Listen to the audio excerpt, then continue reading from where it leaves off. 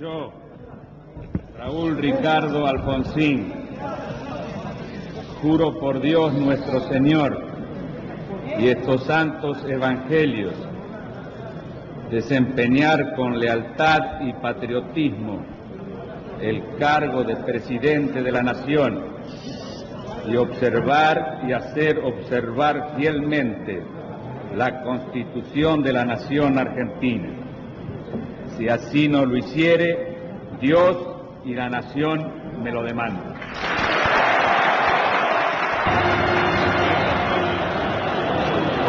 Una feliz circunstancia ha querido que en este día en que los argentinos comenzamos esta etapa de 100 años de libertad, de paz y de democracia sea el Día de los Derechos Humanos.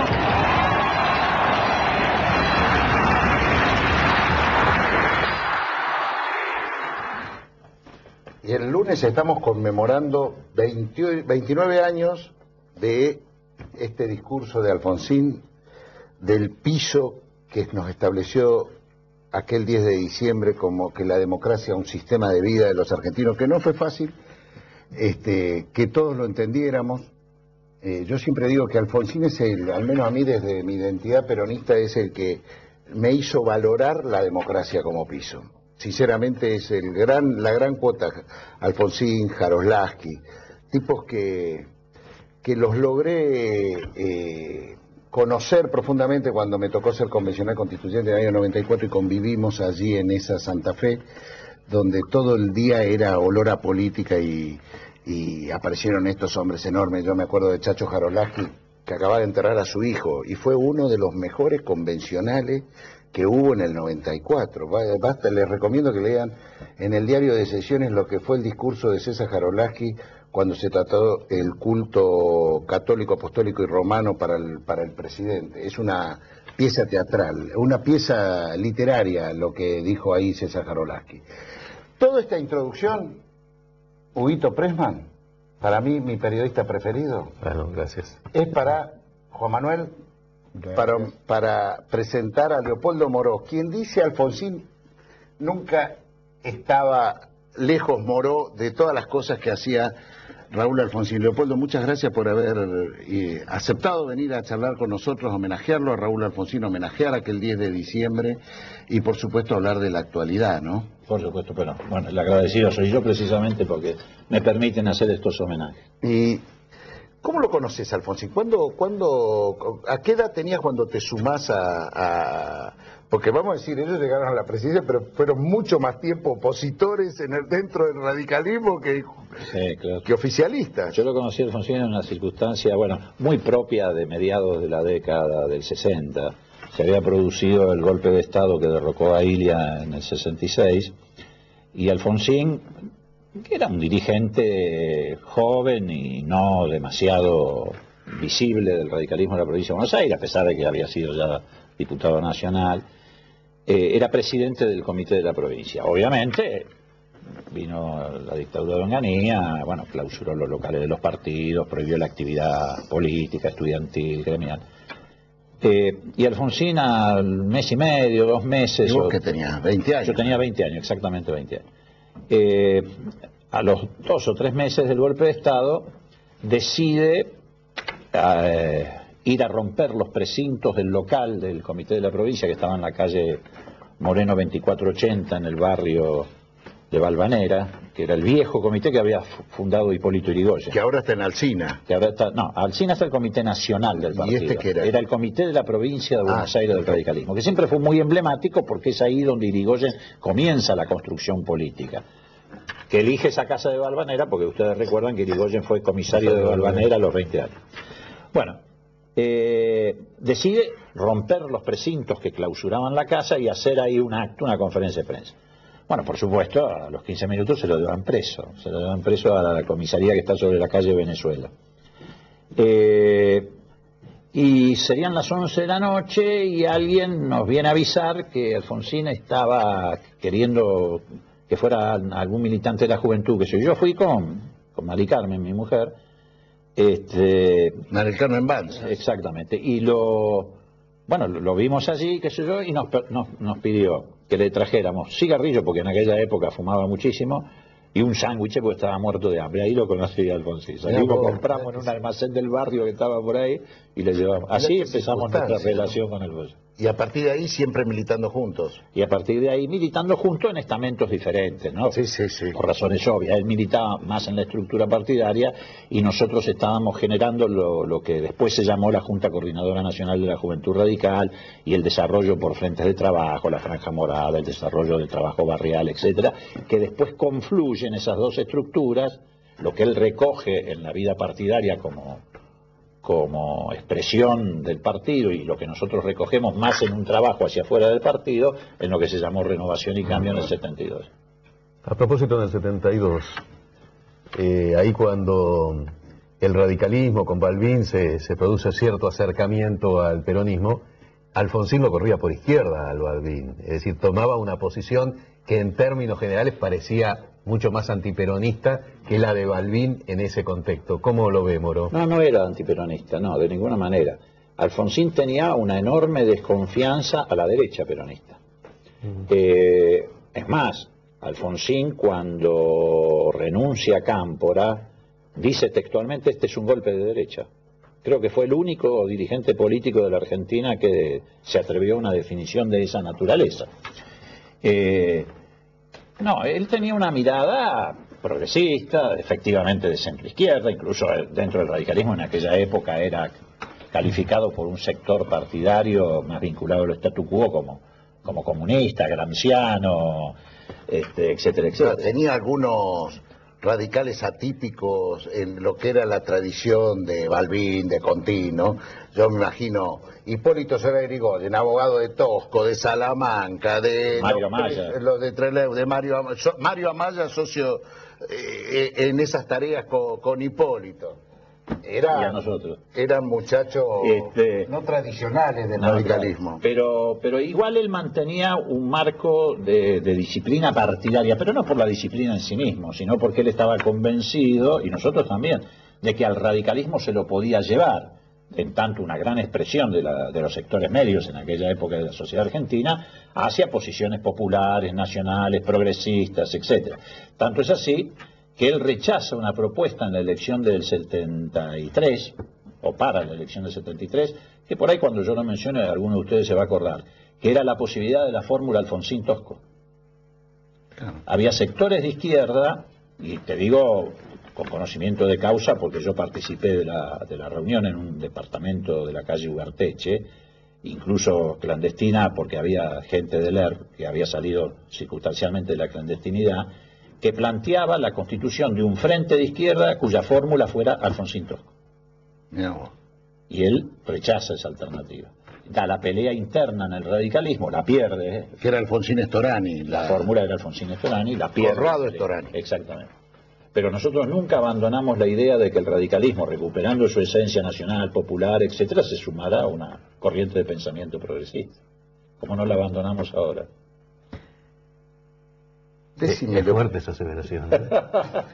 Cuando uno lo vea... Porque la correlación de fuerza es bastante más complicada para nosotros. En honor a la verdad, te voy a decir, yo lo conocí a Raúl Alfonsín personalmente, ¿no?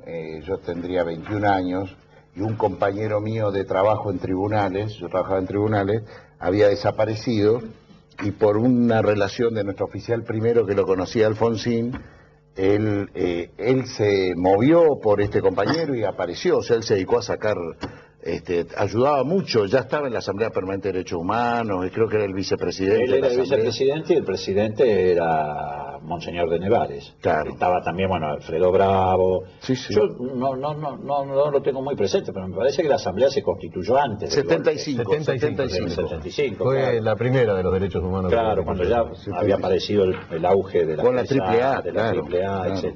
No, él siempre trabajó mucho en la temática de derechos humanos. Bueno, y en esto lo acompañaban mucho Solari Irigoyen y Amaya, que por razones que todos conocemos precisamente pagaron caro, uno con su vida y otro con torturas. Y con exilio. Y con exilio su apego a la defensa de esos valores. Sin duda. Ahora, llegamos al 10 de diciembre. energía militante. Contame, ¿qué te quedan de esos recuerdos de aquel primera etapa del gobierno de Alfonsín? Ya vamos a ir a la segunda más adelante. Y bueno, obviamente, a ver, nosotros veníamos con toda la potencia, no solo de nuestro fervor militante, sino de una sociedad que creo que pocas veces se movilizó tanto como se movilizó en esa elección del 83, ¿no?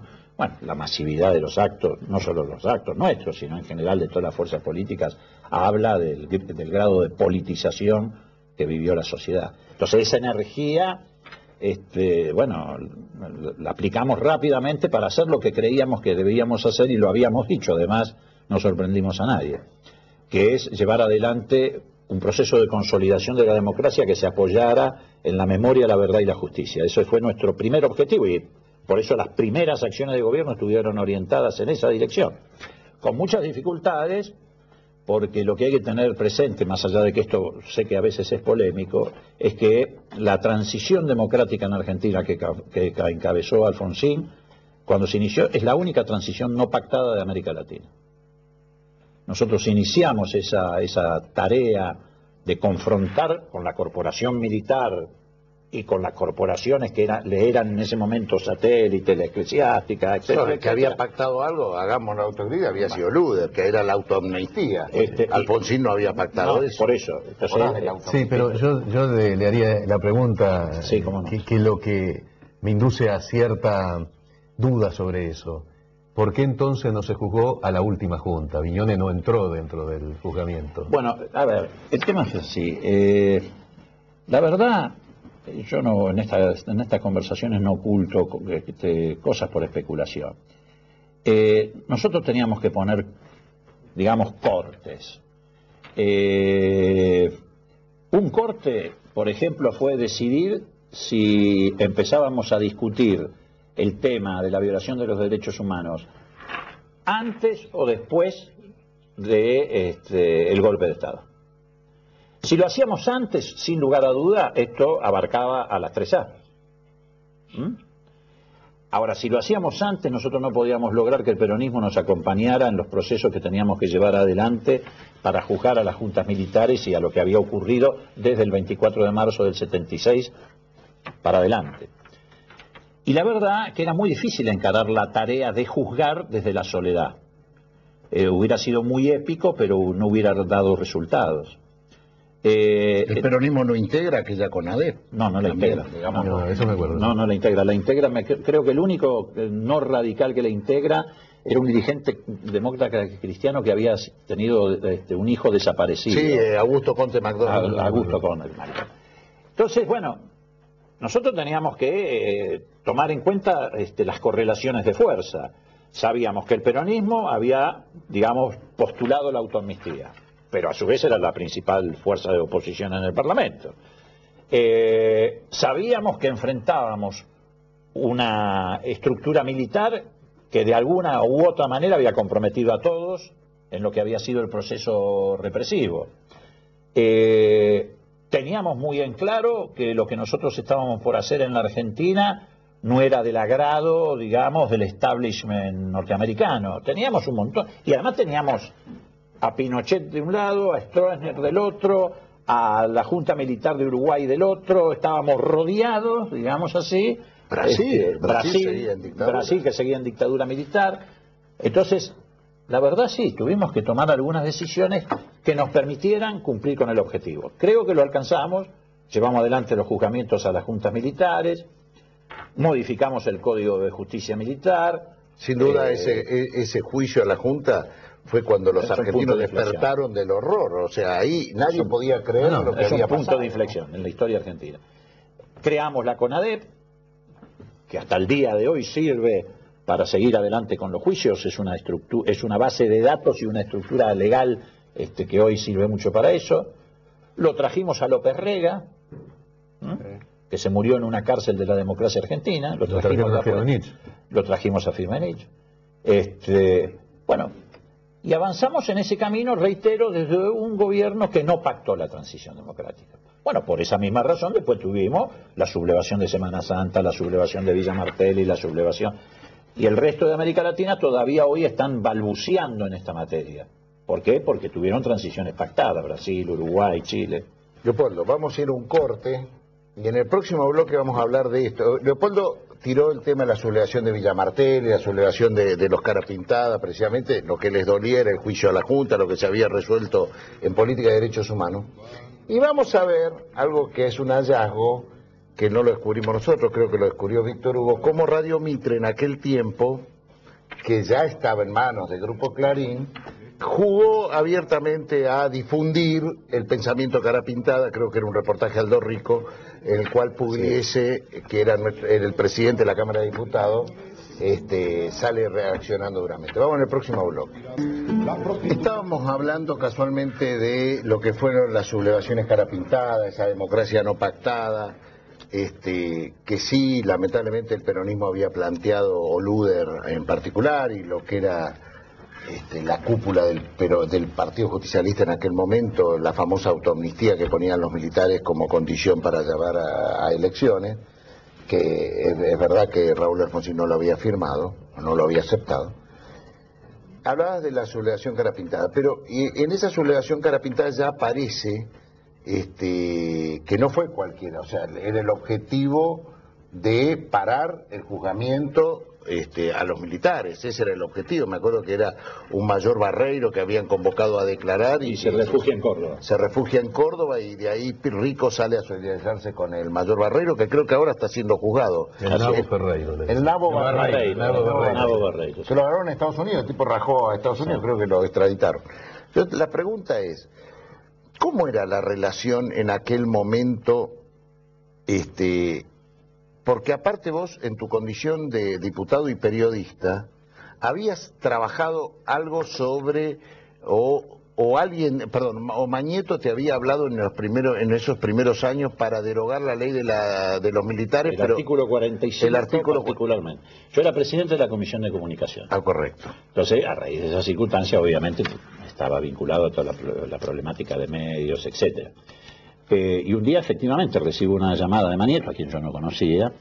Es decir, obviamente sabía que era el CEO. Todavía no era el hombre poderoso de Clarín. No, ni Clarín era lo que es, ni el grupo Clarín era lo que es. Había comprado papel prensa en la dictadura, sí. Digamos, todavía no tenía un multimedia. Sí, además tampoco existían las plataformas tecnológicas que hoy existen, no había fibra óptica, bueno, no había celulares, no había internet.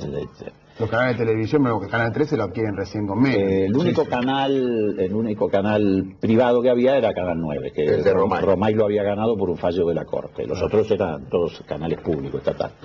Bueno, efectivamente me llama y me plantea, que necesitan o quieren la derogación del artículo 45. ¿Por qué? Porque el artículo 45 de la vieja ley de radiodifusión establecía la incompatibilidad que tenía un propietario de medios gráficos de un diario para tener licencias de radio o de televisión. Estaba prohibido. Sí, al modelo norteamericano. Claro. Y en el año 87 ellos habían comprado subrepticiamente, precisamente porque este artículo se los impedía, Radio Mitre. Y lo nombran a Maloney. Abel Maloney, que después es el que nombran en la transición menemista en el Canal 13, es el que prepara el terreno para la privatización del 13. Bueno, yo recuerdo que le comenté a Alfonsín, la reunión, etcétera. Bueno, obviamente nuestra decisión era no derogar el 45 para no abrir ese camino hacia lo que iba a ser un proceso de concentración oligopólica. Y en el año 88, cuando habíamos perdido la elección parlamentaria del 87, presentamos en abril, apenas se abre el periodo parlamentario, una ley de radiodifusión. Para que fuera la ley de radiodifusión de la democracia, pero para bloquear la posibilidad de que el futuro gobierno, éramos conscientes de que nosotros no ganábamos la elección, derogara el 45. Y esa ley la presentamos en el marco de un acuerdo que hicimos con Cafiero, con la Renovación Peronista, que había ganado la gobernación. Pero tuvimos la desgracia, desde nuestro punto de vista, tuvimos la desgracia de que Menem le gana en el 88 la interna a Cafiero. Que usted, Cafiero había acordado esto con ustedes, el peronismo renovador. Absolutamente. Y le gana la interna y bueno, obviamente el poder que adquiere a partir de ese momento le permite a Menem bloquear la sanción de la ley. Y lo primero que hace con la ley de reforma del Estado, meten un articulito cuando asume el gobierno y deroga el 45, y la primera privatización que hubo en Argentina no fue ni gas del Estado, ni aerolínea, ni IPF, sino Canal 13. Una sola pregunta. ¿Esa reunión con Mañeto fue antes de la sublevación Carapintada o después? Yo creo que fue antes. Claro, porque después vamos a ver. ¿Vos querías hacer una pregunta? No, esto está en el libro de Reinaldo Sietecase, Kamikaze, que se publicó hace pocos días. Lo leí, ¿sí? Y que hace una reflexión, me parece muy interesante, que Alfonsín, el gobierno de Alfonsín, que logró sentar a las 3 primeras juntas, el horror, los campos de concentración en el banquillo de los acusados, no pudo imponer una ley de medios. Menem también tuvo su propia ley de medios, que tampoco, más allá de su concepción, tampoco pudo imponerla. De la Rúa también tuvo su propia ley de medios, y es la única, hasta ahora, que llegó al recinto. Pero salvo algunos radicales, nadie bajó a discutirla.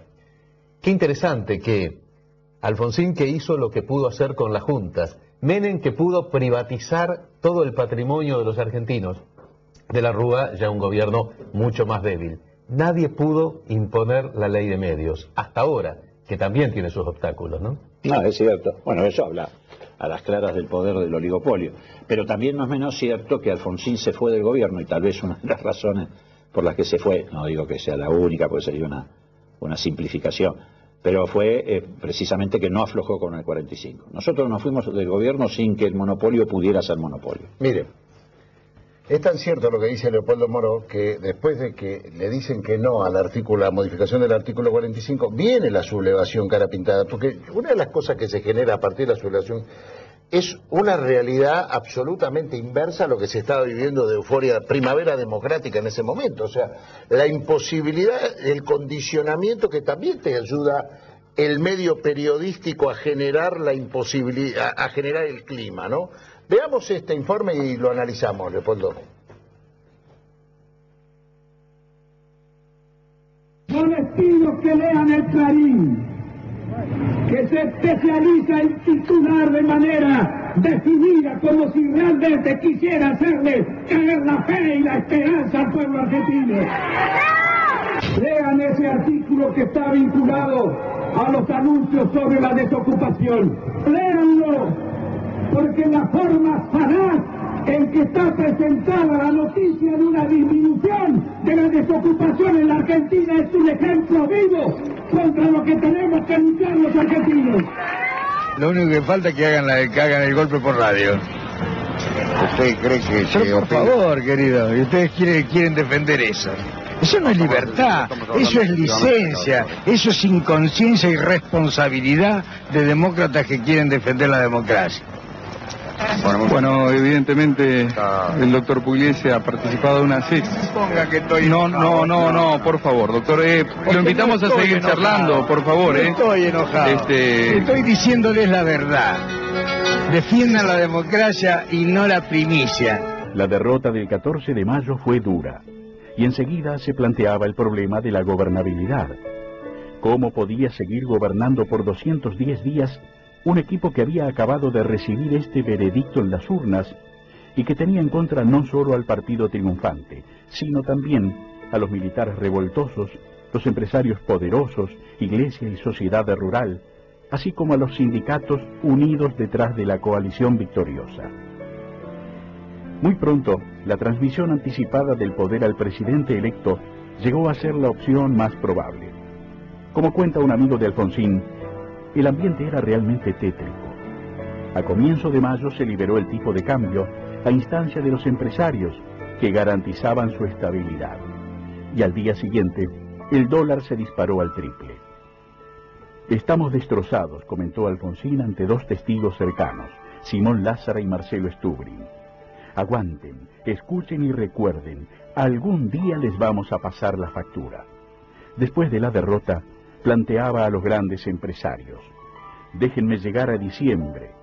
Y Héctor Mañeto, presidente del poderoso grupo de prensa Clarín, le contestó: ustedes ya son un obstáculo.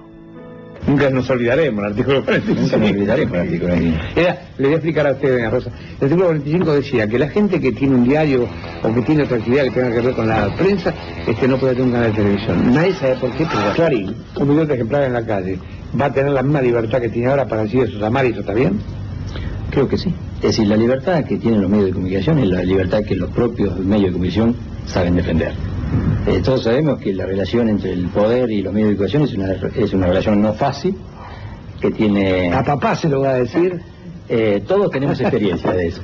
Es una relación no fácil, pero la libertad que tenemos es la libertad que sabemos ganar y sabemos defender. Evidentemente la saben ganar. Cuando no la pueden ganar, la empatan o hacen una cautelar para empatarla, aunque sea, ¿no? A mí me resulta duro hacer la comparación y por eso de alguna forma me sonreí cuando Moró hizo referencia al progresismo. Entre ese discurso de Alfonsín y lo que yo veo hoy de Aguad, de Sanz, de Morales, que parecen ser empleados del multimedio, me parece que media una distancia muy grande y que de alguna forma se quedó expresado en la última elección con un 10-12%. Sí, a ver, los movimientos populares siempre tenemos este tipo de flujos y reflujos, contradicciones, bueno, por eso somos movimientos populares, ¿no? No digo por aquello de que uno trata de buscar en los demás el defecto, pero bueno, le ocurre al peronismo, en general le ocurre a los movimientos. Pero a mí no me preocupa tanto eso como otra cosa, muchachos. A mí, ¿saben qué me preocupa? ¿De qué manera o de qué forma el kirchnerismo dejó pasar la gran oportunidad de unir el 2003 con 1983? Me parece que si hubiera tenido capacidad para entender que hay un proceso de continuidad, que acá se refleja con toda claridad, hoy tal vez no correrían el riesgo del aislamiento político. Digo, me parece que la falta de reconocimiento, que seguramente tuvo que ver con el hecho de que la construcción inicial del kirchnerismo tiene que ver con la crisis de la política del 2001, no digo que lo han hecho desde la antipolítica, pero bueno, no querían contaminarse con la vieja política y además, bueno, les venía más o menos como anillo al dedo la construcción de un relato que arrancara en el 2003, le impidió ver todas estas cosas, que ahora las ve en esta coyuntura donde las cuestiones estratégicas aparecen sobre la mesa, donde está claro que esta pelea no es el gobierno contra Clarín, sino la democracia contra los oligopolios. Pero digo, hay una continuidad que es muy nítida en algunas cuestiones. No estoy hablando de personas, no digo que Alfonsín es lo mismo que Kirchner ni nada por el estilo, estoy hablando de políticas. Vos fijate, bueno, la profundización de los juicios referidos a la violación de los derechos humanos tiene su antecedente en lo que hablamos recién, con ADEP, juicios a las juntas, etcétera. Pero no es lo único. Matrimonio igualitario tiene su antecedente en la ley de divorcio y sobre todo en la ley de patria potestad compartida. Si no hubiera patria potestad compartida, el matrimonio igualitario no tendría sentido. Así como el juicio a la Junta fue un punto de inflexión, también lo ha sido, a mi juicio, el canje de deuda en la época de Kirchner o la ley de medios en la época de Cristina. Digo, me parece que más allá de lo que sectores conservadores o de derecha piensen, en realidad el defecto tenemos que cargarlo nosotros mismos. Hay en el radicalismo una tendencia a sumarse a un discurso antikirchnerista, que a mi juicio ya está atrasa, digamos, ¿no? Pero también hay desde el lado del gobierno una tendencia a encerrarse y no hacer un reconocimiento de que hay un proceso histórico que desde que se inició la democracia con el retroceso de la década del 90 continúa y que debe ser profundizado. ¿Vos lo sentís así? Vos sabés que a mí hay dos cosas que a mí me llamaron la atención. Vamos a ir a un corte después y lo seguimos en la conversación. Cuando muere Raúl Alfonsín, me sorprendió gratamente. Yo acompañé a Antonio Cafiero aquel día a Recoleta a que él iba a hablar. Me había pedido Antonio, creo que lo llamó Marcelo Bassani, nuestro amigo, así fue, de parte de la familia Alfonsín, que quería que Antonio hablara y me pidió a Antonio si lo acompañaba. y me sorprendió las calles abarrotadas de gente despidiéndolo a un hombre que había sufrido tanto desde su ida del gobierno hasta que yo decía, ojalá lo esté viendo Alfonsín, de cómo el pueblo le reconoce. Y te voy a decir una cosa que me sorprendió ahora. En la película de Néstor Kirchner, uno de los momentos de aplauso unánime que me tocó ir al Luna Park, o sea, el día que estaban los militantes mirando, fue muy aplaudido cuando aparece Alfonsín en este discurso que hace en la sociedad rural. O sea, hay como un reconocimiento. Por ahí, como vos decís, no lo siente expresamente desde el gobierno, pero sí en la militancia del kirchnerismo. No, en la militancia no tengo lo he duda, sentido. y ese reconocimiento va a ser cada vez mayor y cada vez más nos vamos a ir reconociendo mutuamente en la militancia. El problema es que el reconocimiento no resulte tardío para el gobierno. Claro, correcto. Hay algunas actitudes del gobierno que demuestran ciertas mezquindades de justificación histórica, eso es también cierto. Como están hablando mal de mi gobierno, yo voy a ir a un corte, pero para seguir conversando de lo que propone Hugo Pressman y Leopoldo Moró. Bueno, seguimos con este lindo debate sobre las corporaciones, los medios, la democracia, Raúl Alfonsín, con Leopoldo Moró, Hugo Pressman. Sí, Juan Manuel, vos querías... No, si hay, con el pasar de los años, si hay una reflexión sobre las reacciones que hubo de parte del gobierno de Alfonsín frente a las presiones del establishment, porque, como decía bien Hugo, se pudo sentar a los jefes de la Junta, a los máximos responsables de la represión ilegal, de la desaparición y de las torturas, personas que en ese momento eran poderosas, una ventaja con la cual durante el kirchnerismo no pudimos avanzar aún más, porque el poder obviamente de Checolazo ahí no es el del 84, pero... Sabe que nosotros graficamos esto de esta manera, pero no en un sentido que tiende a desmerecer lo que está haciendo el gobierno en esta materia. Nosotros decimos que nosotros tuvimos que cazar a los leones en la selva y ahora se los caza en el zoológico. Y tiene alguna resistencia de todas maneras. no, por supuesto. Pero no lo decimos en un sentido que desmerezca esta profundización de la política de derechos humanos. Pero yo lo que iba es, por lo que vimos la relación con Clarín, había un sector corporativo que había acompañado el golpe, que no fue puesto en el sillón de acusados, no se lo logró poner en la misma situación que se puso... A las civiles, decís vos. Sí, a los civiles, a las corporaciones que se vieron beneficiadas durante la dictadura militar, que hasta el día de hoy sigue siendo de grupos hegemónicos. No me refiero a si se lo sentó en el juicio, sino si no se logró democratizar y desconcentrar la economía que había en su momento concentrado la dictadura y Martínez Dios con su plan. El programa de Grispun, cuando asume el gobierno de Alfonsín, es uno, y luego el plan de Zurruil viene a ser otro. Hay una reacción, hay una reflexión al respecto de si se debió ir más a fondo con ese programa, si se debió profundizar aquel rumbo después de lo que fue la traición del establishment y la traición de... Juan Manuel pertenece a la juventud grispunista. Siempre reivindica... A ver, no, pero yo además le tengo obviamente a Grispun un gran afecto, porque además de ser ministro de Economía era un gran militante. Grispun no era un técnico, Grispun era un militante. Hasta era una fórmula, ¿no? Grispun Concepción, Alfredo Concepción, siempre juntos. Era el equipo cepalista. Grispun, Concepción, Elizalde y García Tudero era el secretario de Hacienda en el gobierno de Villa. Y Roque Carranza, que era un... eran cepalistas, digamos. Pero digo, yo te podría contestar con una respuesta que dio Néstor Kirchner en 678. Ahora seguramente vamos a salir después en la promoción. Le preguntan por qué lo tenía Martín Redrado, o por qué lo había tenido a Martín Redrado de presidente del Banco Central. Y entonces Néstor Kirchner dice, ¿qué querés, que lo pusiera a Kunkel cuando estaba por renegociar la deuda? Tampoco lo digo en desmedro de Kunkel. Si el flaco lo tomó con humor. Lo tomó con humor. Digo, nosotros no podíamos todo, teníamos prioridades. Nuestra prioridad era la consolidación de la democracia.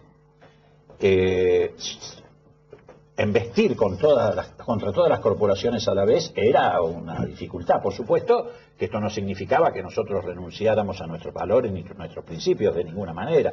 Intentamos con el Plan Austral neutralizar el proceso inflacionario que le comía a los sectores de menores recursos sus ingresos, etcétera. Pero era una lucha muy compleja, muy difícil. A su vez habíamos encarado un proceso de ampliación democrática en la cultura, El tema de confrontar con la cúpula eclesiástica fue muy duro también. No te olvides, por ejemplo, que hicieron lo que nunca se había hecho, sacar la pobre Virgencita de Luján y traerla hasta la Plaza de Mayo y plantarse al Alfonsín en la calle de Gobierno, con Monseñor Onianovich al frente, para impedir la, ¿cómo se llama?, la sanción de la ley de divorcio. Monseñor Onianovich, sí, que era el obispo de Mercedes Luján. El obispo de Mercedes Luján, que estuvo implicado en un intento de parricidio. Y gran amigo de Menem después. Entonces, y que además alentaba en Mercedes a los oficiales de la guarnición que se sublevaron cuando el episodio de Villa Martelli. No, Entonces, y también te acordás cuando Alfonsín, con el vicario castrense, ¿con quién era? Monseñor Medina. Era el famoso tema de la cruz y la espada, que lo escribió Aguinis, que bueno, ahora desgraciadamente cayó del otro lado. Se olvidó de lo que había escrito. Pero digo, era una situación muy compleja, de una enorme complejidad. Cuando intentamos llevar adelante política de retenciones, que yo no recuerdo bien, pero creo que eran ínfimas las retenciones que habíamos impuesto, no sé si el 10%, nada que ver con las retenciones que hay hoy. Bueno, está el famoso episodio en la rural, la silbatina de Alfonsín, la respuesta de Alfonsín. Alchurrón era el presidente de la Sociedad Rural, que había sido correligionario, creo. Alchurrón se decía radical. A propósito, es muy interesante lo que publicó hace 2 semanas en el diario Perfil Dante Caputo, donde hace referencia a que lo invitan a una reunión donde estaba Alchurrón y le dijeron: nosotros somos el establishment, queremos. Lástima que Caputo no dice qué le propusieron y que él se negó, pero ellos se presentaron como el establishment. Sí, yo leí la nota de Caputo, sí. Bueno, era una pelea de todos los días, por eso digo, encaramos una transición no pactada. Ahora, esto no significa que el camino estaba libre para transitarlo como si fuera un lecho de rosas. Y tuvimos avances y retrocesos. Lo más importante que dejamos fue la estabilidad democrática. En esa reunión, dice Caputo, estaba Alchurrón, Adalbert Krieger Bacena, y quien había sido ministro de Economía de Onganía, y Arnaldo Musich, operador de los intereses británicos.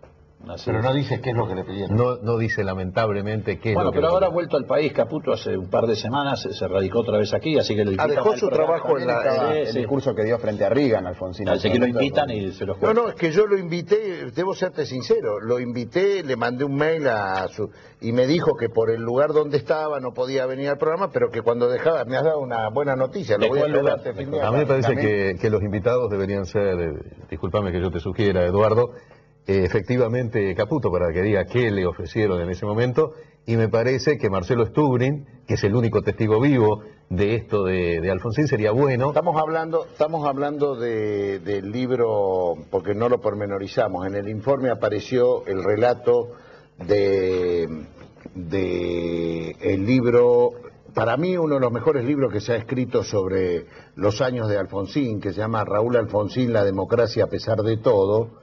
De Andrew Macadam, Víctor Sukup y Claudio Oscar Catiz. Claro, es un sudafricano, un politólogo que también escribió sobre Cafiero, creo que son sus tesis doctorales, un inglés, y Claudio Catiz, que es un militante de la Unión Cívica Radical del sector de Terraño, con quien sí estuvimos en el programa y hablamos. Y este libro, quiero decir que fue presentado por Ricardo Alfonsín en la Feria del Libro de hace 3 años. Es el libro que apareció en el informe con las voces en off. Exactamente. Pero es interesante, Eduardo, porque ahí dice, Alfonsín dice, algún día le pasaremos la factura. Se lo dice a Marcelo Stubrin y a Simón Lázara. Simón Lázara está muerto, pero queda Marcelo Stubrin. Qué bueno que ahora que está en el AFCA pudiera dar un testimonio de lo que le dijo Alfonsín, y si es el momento de levantar esa factura. De pasarla, ¿no? Debo decir que lo invité a Marcelo Stubrin a que viniera al programa. Me planteó que había unos días que él tenía como de tachas por su designación, y que me prometía que iba a venir al programa después de que pasara su periodo. Lo estamos presionando en público. No. Mañana titulamos Fuerte presión contra Marcelo Stubrin. Yo no sé si hoy Marcelo se expide, no lo recusa, no sé cómo viene este lío no sé cuáles son las cuestiones Y bueno, con algo de cuidado tiene que andar precisamente por ese tipo de cuestión. Pero yo tengo una gran confianza en la honestidad intelectual, política y personal de Marcelo. no tengo ninguna duda que ha ido ahí a hacer cumplir la ley. Por supuesto que hacerla cumplir para todos, como se debe, con transparencia, porque todos sabemos, bueno, ahora no existe el 7D, pero cuando esta ley, que yo no tengo duda, esté en vigencia, bueno, a partir de ese momento el gran desafío va a ser del gobierno, para demostrar que efectivamente esto se hizo para ampliar la palabra, dar pluralidad no solamente a los medios privados, también en el ámbito de los medios públicos.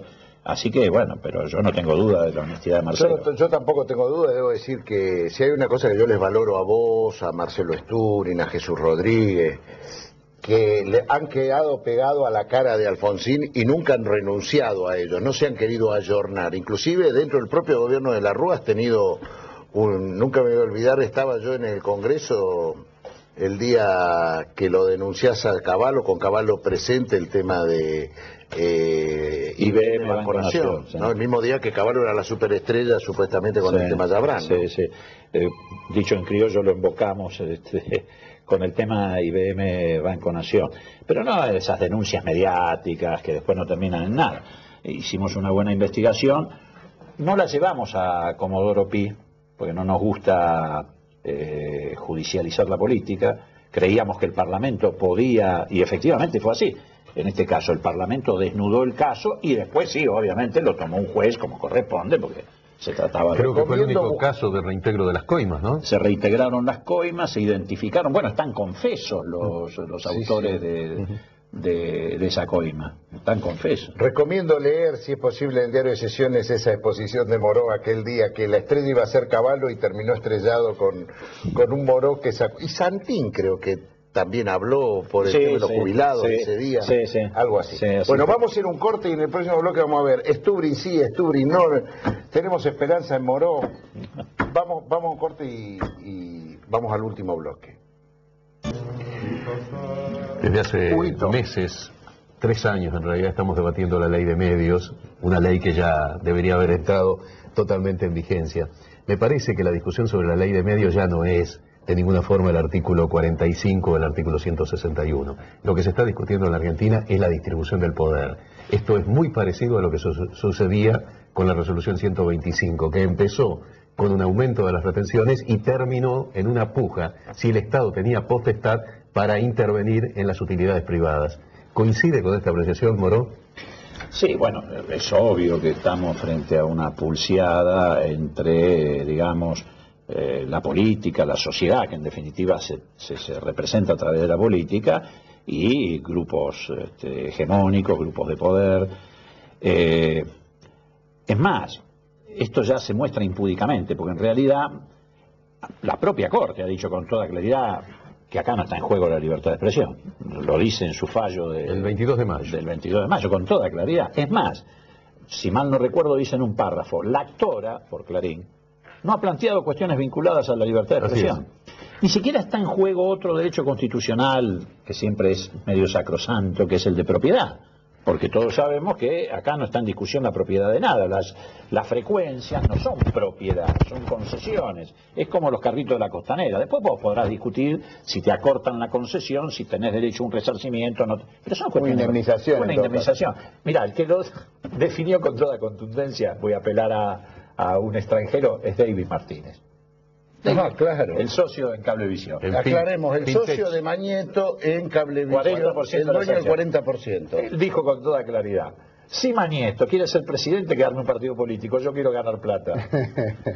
y bueno, hizo incluso una presentación en el AFCA diciendo, nosotros nos manejamos siempre con la ley. Por supuesto que lo hace porque sabe, primero que inexorablemente la ley en algún momento va a entrar en vigencia.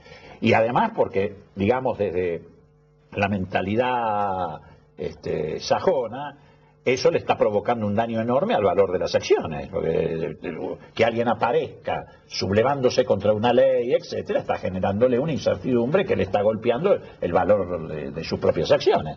Por eso él dice, bueno, agárrense con esto, pero no conmigo. Así que si hay alguien que te puede definir que es una cuestión de esa naturaleza, es el socio Cablevisión. Y es muy interesante señalar que ayer a la tarde, antes que se conociera la sentencia de la Cámara, las acciones de Clarín habían aumentado. Ya habían aumentado. Quería hacer una pregunta relacionada con la relación entre la coyuntura y el proceso alfonsinista. Cuando se habla de la juventud y la política, creo que es un caso emblemático el de la coordinadora en el que participó Moró, donde participó toda una generación de radicales. ¿Qué diferencias y qué similitudes se encuentra con el proceso actual de Unidos y Organizados, las organizaciones como el Movimiento Evita, la Cámpora? Y son cuestiones muy diferentes, contextualizadas. Es decir, lo nuestro fue todo un proceso de experiencia que tuvimos que desarrollar en las peores condiciones, con dictaduras militares. Pero cuando nace la Junta Coordinadora Nacional gobernaba Onganía, ¿no? Pero sí, por supuesto. Bueno, el nacimiento se produce en una reunión en la clandestinidad, en la laguna de Setúbal, en la provincia de Santa Fe, en el año 68. Y como el resto de la juventud de todos los partidos y fuerzas sociales, etcétera, nos desarrollaba. Y tuvimos, digamos, eso también nos dio la oportunidad de un proceso de formación muy extenso, porque en realidad durante todos esos años, a la vez que librábamos batallas antidictatoriales, también íbamos llevando adelante un proceso formativo en el plano teórico, etcétera, muy interesante. Son experiencias diferentes. Ahora, lo que yo tengo muy en claro es que hay también en este sentido una campaña destinada a estigmatizar a estos jóvenes, pero no porque sean la Cámpora en particular, sino porque los sectores de la derecha siempre estigmatizan a los jóvenes que participan en política. Totalmente. Es así. Así es, sean radicales, peronistas, lo que fuera. Leopoldo, muchísimas gracias. No sé si estuvimos a la altura de hacerle un homenaje a Raúl Alfonsín, pero me parece sí, que eso lo hemos hecho, claro. Y a la democracia que tanto le debemos aquel 10 de diciembre de 1983. Recomiendo en internet, en YouTube, Amores de Historia, y ahí hay una historia de amor que sucede en la democracia reconquistada el 10 de diciembre del 83. Véanlo, vale la pena, porque ahí se muestran todos los valores que depositaban gente que no había votado a Alfonsín, pero que depositaban en ese 10 de diciembre del 83. ¿Quería decir algo sobre Marcelo Stubrin? Tengo toda la expectativa puesta en que Marcelo Stubrin va a plantear sus convicciones, lo que él mamó, lo que él vio. Era un hombre de primera línea de ese gobierno de Alfonsín y de ese libro que muestra también ese libro. Pero aparte le quiero decir un piropo a Leopoldo Moró. El Moró que más me gustó a mí es el Moró que se puso la camiseta de la Unión Cívica Radical después de la crisis del 2001 y salió a la cancha, no habiendo sido nunca de la ruista, y se tuvo que bancar lo que fue la gran bronca que le quedó a la ciudadanía con la Unión Cívica Radical. Ponerse la camiseta de la Unión Cívica Radical en las elecciones del 2003, así es, en la provincia de Buenos Aires, es lo que más valor me hace de... En la presidencia, ¿no? La candidatura presidencial. La candidatura presidencial del año 2003. Es lo que más valoro de Leopoldo Moró. Bueno, como diría un hincha de Boca, había que bancar los trapos. Bueno, podemos decir el hincha de River. Bueno, muchas gracias, Leopoldo. Gracias a ustedes. Gracias, Hugo. Gracias a vos por la invitación. Siempre,